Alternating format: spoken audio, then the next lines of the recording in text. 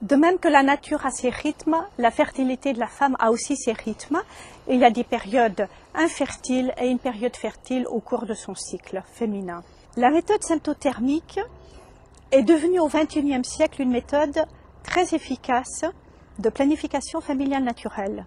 Elle est parfois aussi appelée contraception naturelle.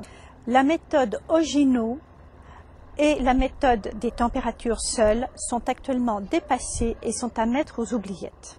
Les diverses études médicales faites ces 10 dernières années dans les milieux universitaires tels que Düsseldorf, Oxford et Milan ont prouvé cette haute efficacité et ces études ont été publiées dans les meilleures revues médicales.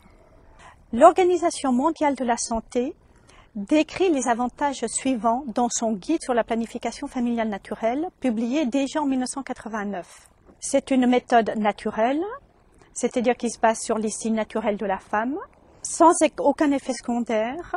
Cette méthode, évidemment, suscite la coopération et le dialogue au sein du couple. Et cette méthode est réversible à tout moment. La méthode symptothermique peut être employée lors de cycles irréguliers, après l'arrêt de la pilule, après un accouchement et même lors de la période de la préménopause. Cette méthode symptothermique est actuellement la méthode de planification familiale naturelle, ou appelée aussi contraception naturelle, la plus répandue en Suisse.